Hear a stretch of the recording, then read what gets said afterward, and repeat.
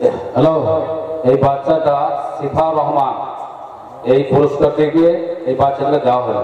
সকলে হাত তালি। সুমহান জীবন চরিত্রের উপর সংক্ষেপে আলোকপাত করছি। সর্বকালের সর্বযুগের সর্বশ্রেষ্ঠ মহামানব সাইয়্যিদুল মুরসালিন আশরাফুল আম্বিয়া নবীকুল শিরোমণি, নারী আন্দোলনের অগ্রদূত, সাম্যবাদের মহান নেতা, বিশ্ব মানবতার মহান শিক্ষক, বিশ্বনবী হযরত মুহাম্মদ মুস্তাফা সাল্লাল্লাহু আলাইহি ওয়াসাল্লাম।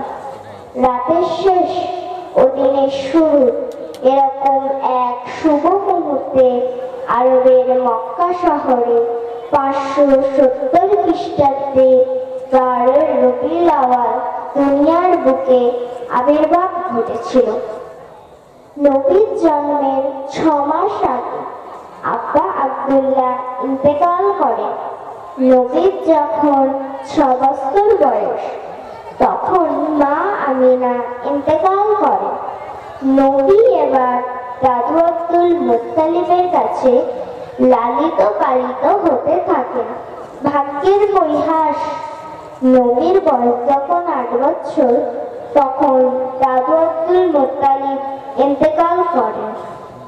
শিশু নবী দুনিয়ার বুকে এতিমে পরিণত হয়ে যায়।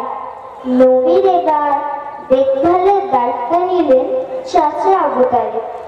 শিশু নবীর মিষ্টি ব্যবহার, সুন্দর ভাষা, অসততায় মুগ্ধ হয়ে আরবের আবাল বৃদ্ধ বনিতা আল আমিন ও আস-সাদিক বলে উপাধি দিয়েছিল।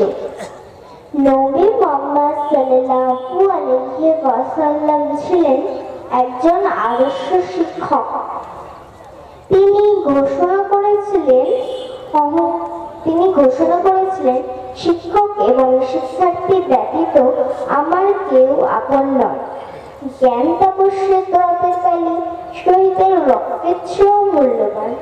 শিক্ষা হলো জাতির মেরুদণ্ড। শিক্ষা করা প্রত্যেক মুসলমানদের জন্য ফরজ। তোমরা দোলনা থেকে শিক্ষা শুরু করো ততক্ষণ পর্যন্ত যতক্ষণ না কাফনের ভিতরে প্রবেশ করো। নবী এই উপদেশ দিয়ে ক্ষান্ত থাকেননি, তার বাস্তব উদাহরণ রেখে গেছেন। আজ থেকে 1400 বছর আগে ইসলামের প্রথম জাতি সংগঠিত হয়েছিল বদরের যুদ্ধে। এই যুদ্ধে মুসলমানরা জয়লাভ করে অনেক কাফের সৈন্যকে বন্দী করে নিয়ে আসে। পরবর্তীকালে নবীজি তাদের মুক্তিপণ হিসাবে 10 জন মুসলমানকে স্বাক্ষর করিবার বিধান দেন। সুতরাং এ থেকে বোঝা যায় শিক্ষার প্রতি কত গুরুত্ব দিয়েছিল। আজ থেকে 1400 বছর আগে তা সহজেই অনুধাবন করা যায়। নবী মুহাম্মদ সাল্লাল্লাহু আলাইহি ওয়াসাল্লাম ছিলেন সমাজ সংস্কারক।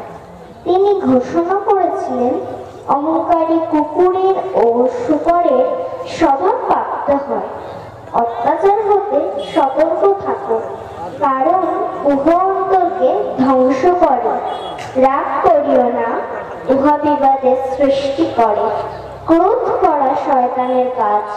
শয়তান অগ্নি হতে তৈরি, আগুন পানি দেয়া লেখানো যায়।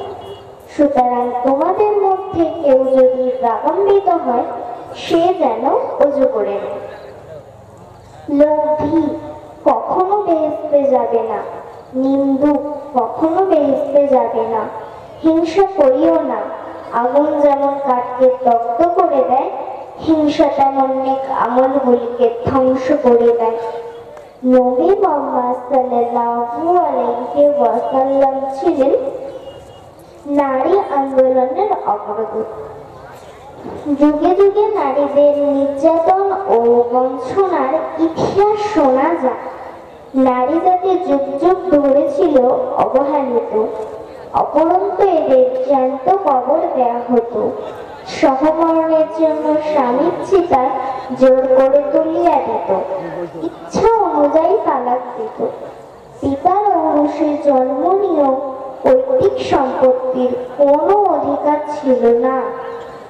এই অবলা নারীজাতির জন্য যুগে যুগে সংস্কার সাধক মহাপুরুষগণ কোনো বিধি ব্যবস্থা করে যেতে পারেনি। অপরন্ত সমাজে দেখে নিকৃষ্ট জাহান্নামের কীট, বিষাক্ত ভীমরুল, শয়তানের দালাল ইত্যাদি বলিয়া গালি দিতেন।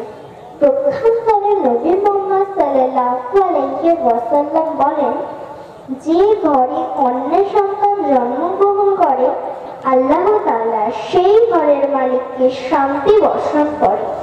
প্রিয় নবী আরও বলেন, যে ঘরে একটি কন্যা সন্তান, দুইটি কন্যা সন্তান কিংবা তিনটি কন্যা সন্তান জন্মগ্রহণ করে এবং তাদের শরীয়ত মোতাবেক শিক্ষা দিয়ে সৎপাত্রস্থ করবে, ইনশাআল্লাহ সেই বাবা মাকে আল্লাহ তাআলা 3টি জান্নাত প্রদান করবে। প্রিয় নবী নারী জাতিকে মায়ের আসনে বসিয়েছেন, তার জ্বলন্ত উদাহরণ তিনি রেখে গেছেন। একবার মক্কায় দুর্ভিক্ষের কারণে হালিমা অন্যান্য নাগরিকদের মতো মদিনায় সাহায্য নিতে আসছিলেন। প্রিয় নবী হালিমাকে দেখিতে পারিয়া, তাকে চিনিতে পারিয়া প্রিয় নবী হালিমাকে স্বাগত জানিয়া সালাম প্রদান করিয়া নিজের গায়ে চাদর খুলিয়া মুখের ঘাম ধুলাবালি ঝাড়িয়া দিয়া নিজের মাথার পাগড়ি মোবারক খুলিয়া হালিমাকে বসিতে দেন। সাহাবাগণ জিজ্ঞাসা করিলেন, ইয়া রাসূলুল্লাহ, ইয়া হাবিবাল্লাহ, জানতে ইচ্ছা করে আল্লাহর পর আপনার স্থান, আপনি কিনা এক বৃদ্ধ মহিলাকে এইভাবে সম্মান প্রদান করিলেন?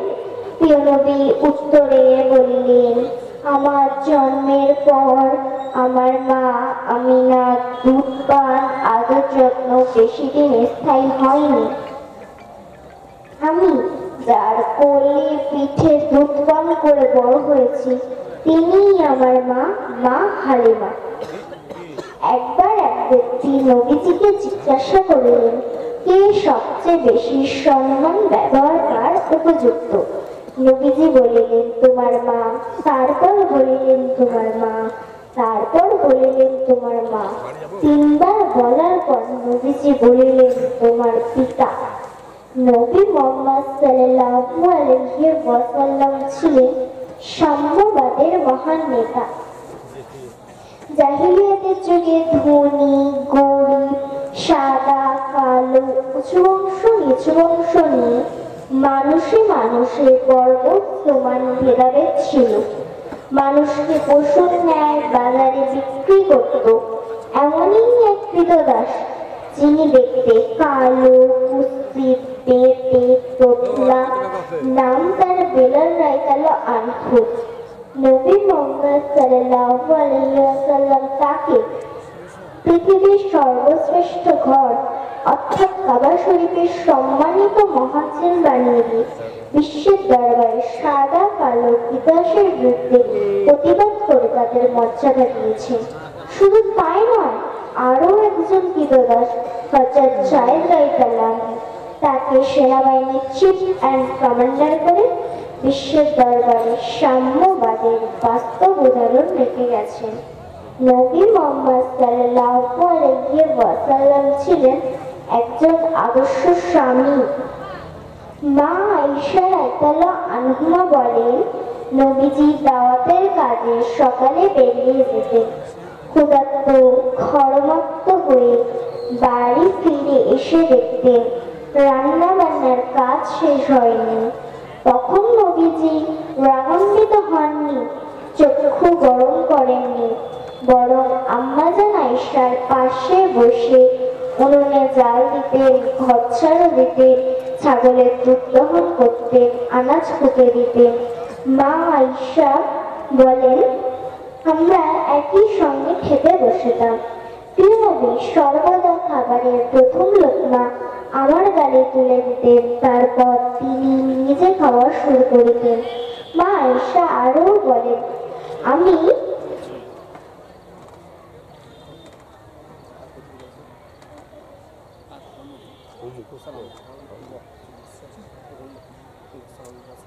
আসসালামু আলাইকুম ওয়া রাহমাতুল্লাহি ওয়া বারাকাতুহু।